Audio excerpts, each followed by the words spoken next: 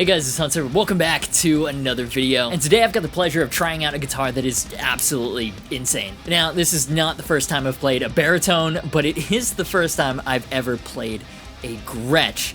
And it's the first time I've ever played a guitar with a Bigsby. And I've never played a guitar with this, quite frankly, absurd 29 3/4 inch scale length. That's quite big.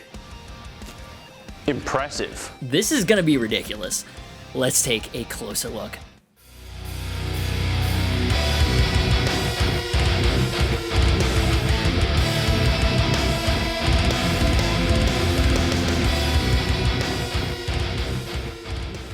Okay, so this is the Gretsch 5260T. Mahogany body, bolt-on thin U maple neck, 22 medium jumbo frets on this super long Laurel fingerboard. The T in the name stands for tremolo, and Gretsch also sells a non-Bigsby version if you don't have the guts to take this beast on in its full glory. Or if you don't plan on using the Bigsby and want to save yourself a cool $100, that's also a very valid reason. But okay, a nearly 30-inch scale length single cut.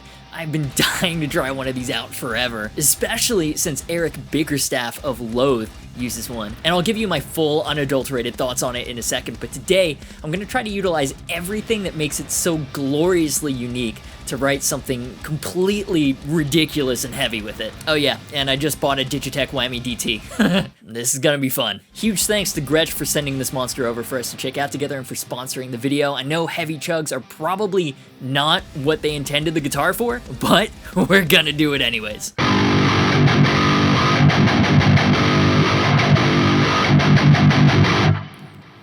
This thing is so fucking ridiculous, dude. So it came set up for B standard.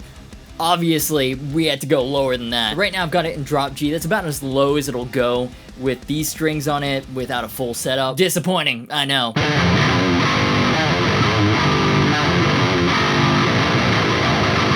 Nice. To be honest, I'm not really sure what this thing was designed for originally, but these pickups are pretty low output. They're not great for the chug stuff. So I'm running through my normal settings on the Neural DSP SLO 100 plugin. I have had to crank the gain though, find that it's got a better, tighter response for the really low end. You know, the cost of gas right now, this is like a $30 Uber from like the first fret to the third fret. I am really liking the neck on this. Now with the right strings, 29 3/4 inch scale length, I could easily get this down to drop E. Now I don't have the correct strings on me right now, but what I do have is a Digitech Whammy pedal. It's alright. Fuck yeah. Okay, let's write something. Between this monstrous scale length, drop E, the Bigsby, and the Whammy pedal, should be able to come up with something stupidly ridiculous.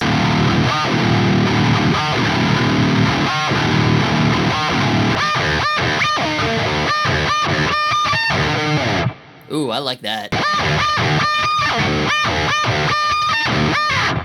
Yeah, okay. So we'll have that, and then some sort of low end, like, droppy bullshit underneath it.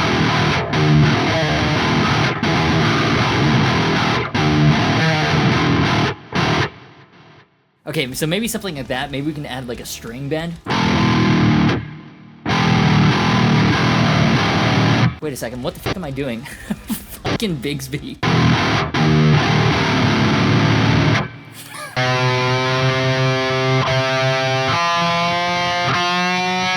Oh my god, I'm gonna have to tune this so many times.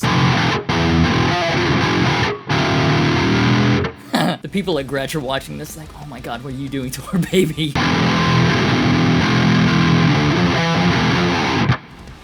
Oh, I like that. We can do this like big doomy riff section after, I don't know, I guess I'm gonna have to throw in a clean part because it is a gear demo after all. Gross. This Whammy pedal is just way too much fun, man. What else? Maybe like a huge chuggy riff. I gotta tell you, it doesn't handle palm mutes very well. Actually, slow ones are okay, but whatever, we'll make it work. You know what I'm thinking? We'll do trading guitars. And then one guitar will go... Oh, wait, you know what? Instead of... This is what happens when you don't play guitar for a couple weeks. Your playing is just all zero.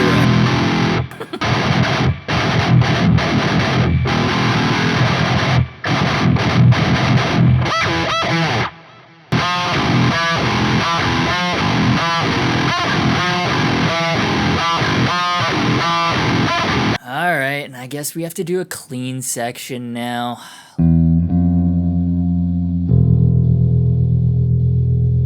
Straight up sounds like a bass. Not the higher strings though, kinda like that. It's very simple though. There's not a lot going on there.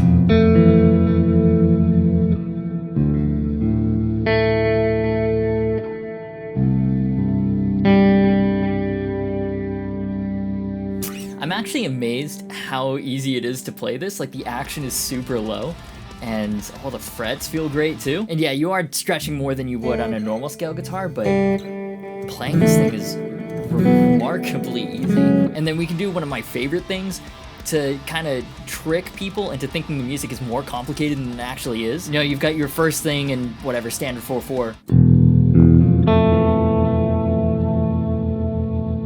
And then on top of that, you add 3-note repetitions.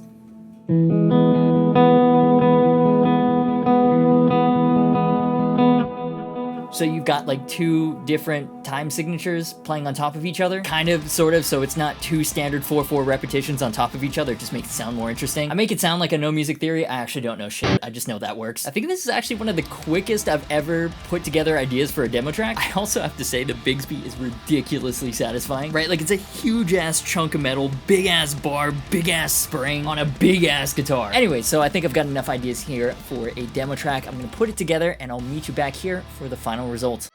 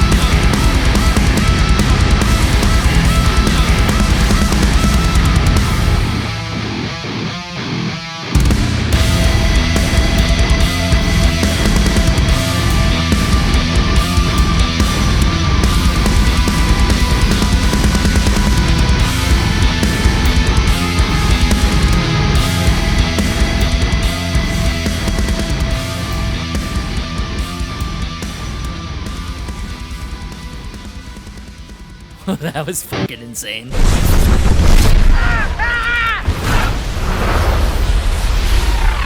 Mother Nature just pissed her pants, dude! You know, modern metal would just keep tuning lower and lower and lower, and in an era where breakdowns are starting to replace the solo, a baritone guitar is perfect. 7-string, 8-string guitars with their super wide necks, they can feel like completely different instruments. Even with the super wide distances between the frets, the massive strings, a baritone still feels like a 6-string, except lower. And with this brown note creating monster, Gretsch may have accidentally created the ultimate modern metal guitar. Alright, I'm not even gonna lie to you. This is the most amount of fun that I've had playing guitar in a while. Objectively, it is just an insane instrument.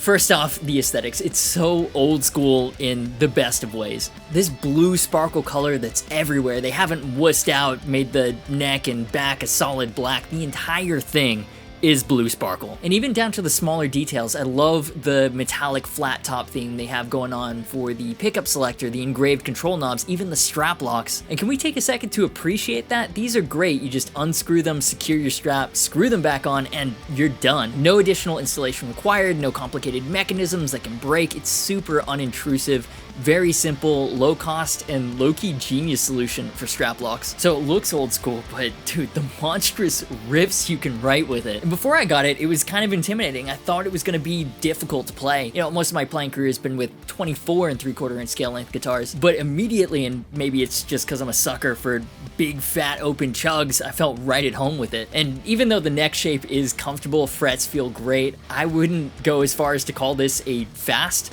guitar. You know, these frets are like a 3-day sail apart, but they've done a great job with the ends, the dressing, the rolled fingerboard edges. For as monstrous as it is, they've made it as easy as possible to play. I was expecting a quite lengthy adjustment period.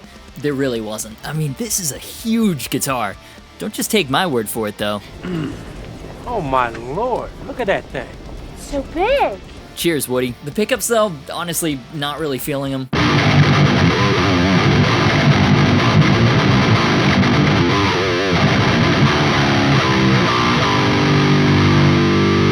Obviously, this was not a guitar built with metal in mind. When you think Gretsch, metal is not even close to the first genre that comes to mind, with the exception of Loathe. So I'm thinking personally this could do with a pickup swap, although it seems to work just fine for Loathe, so your mileage may vary. And the pickups aren't the only thing I'm considering replacing on this. Let's be clear, I love the Bigsby. Not only is it the 1950s Cadillac land yacht equivalent of a tremolo,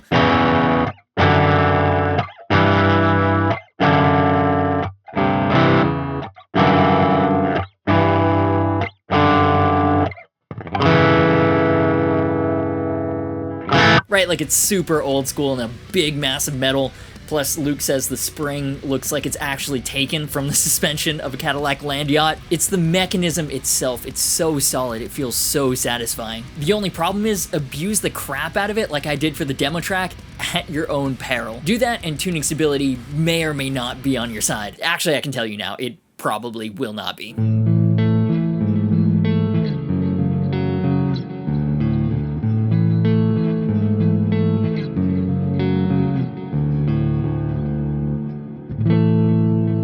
I love the Bigsby. It's another huge aspect of the fun factor for this guitar, but it does not like being dive bombed like a Floyd, and this is dying for a roller bridge, and maybe some locking tuners. That being said, tuning stability when you actually use the Bigsby as a light vibrato as intended, really pretty decent, even despite the nut slots for the bass strings looking pretty sus. What I'm saying is when I occasionally stopped abusing the Bigsby, thing was pretty solid. But those are all minor things. I'm really not sure what else to say about this, man. I love it so much.